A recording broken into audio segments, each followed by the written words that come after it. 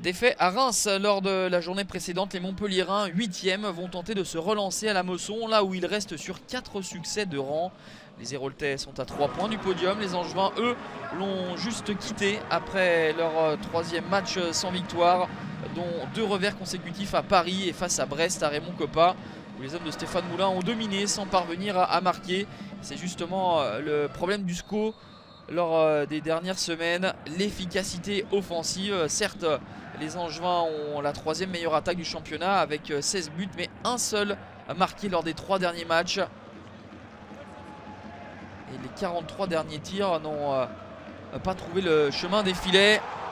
Le manque de réussite, c'est également ce qui escorte Laborde. Sa tête passe à côté du montant de Ludovic Butel. Les Angevins vont se proposer à l'offensive avec cette frappe lointaine de Baptiste Santamaria. Belle envolée de Geronimo Rulli, le gardien argentin prêté par la Real Sociedad. Angers a moins le ballon que Montpellier, mais arrive à se montrer dangereux avec cette reprise de Stéphane Bauken. Et décidément, le mal offensif du SCO se poursuit. Andy Delors, qui est de retour de blessure, fait des misères à l'arrière-garde angevine. La frappe au premier poteau de l'attaquant montpelliérain est sortie par Butel. TJ Savanier, lui, qui dispute son tout premier match en tant que titulaire sous le maillot du Montpellier Hérault, était tout proche de distiller une passe décisive pour Pedro Mendes.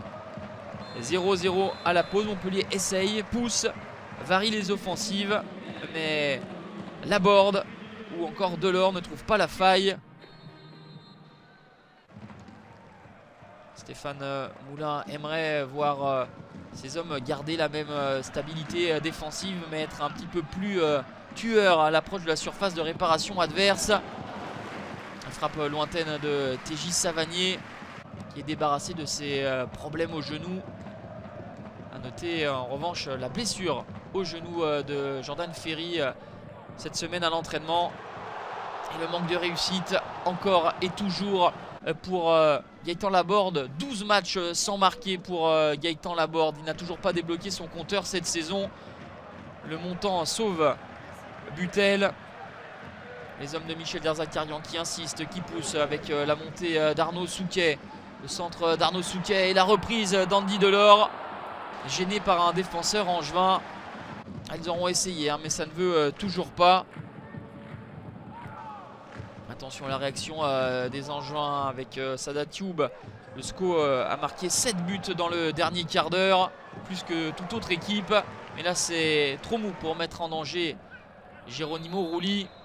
On va rester là, 0-0. Des regrets pour Montpellier qui n'a pas su convertir ses nombreuses occasions. Des regrets peut-être aussi pour le SCO qui aurait pu réaliser un joli coup, mais prolonge l'inefficacité offensive de ces dernières semaines.